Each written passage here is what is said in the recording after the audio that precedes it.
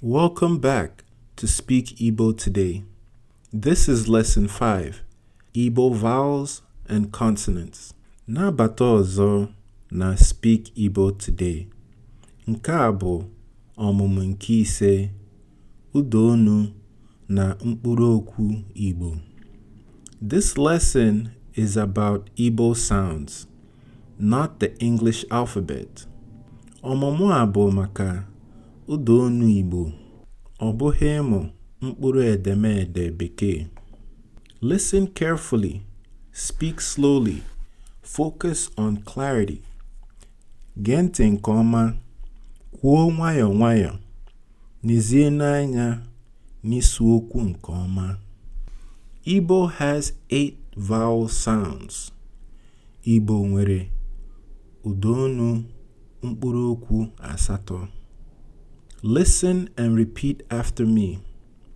Gee ntị ma megharịa ife m kwuru. A, E, I, E, O, O,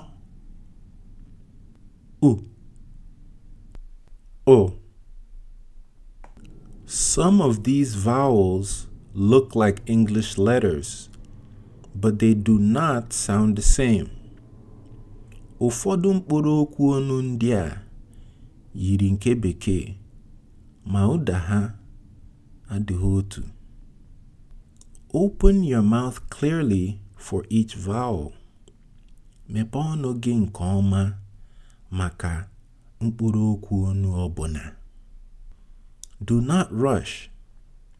Ebuna iso ọsọ. Now, let's talk about Igbo consonant sounds. Ugbu a, ka anyị kwuo maka ụda mkpụrụ okwu mkpịsị Igbo. Many Igbo consonants sound similar to English. Ọtụtụ mkpụrụ okwu mkpịsị Igbo yiri nke Bekee n'ụda. Listen and repeat. B, D, G, K, U, M, N.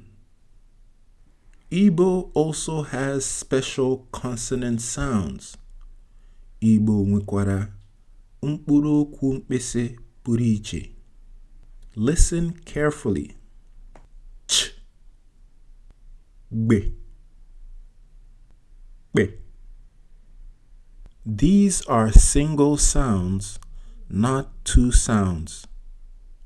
Ụda ndị a bụ otu ụda, ọ bụghị ụda abụọ.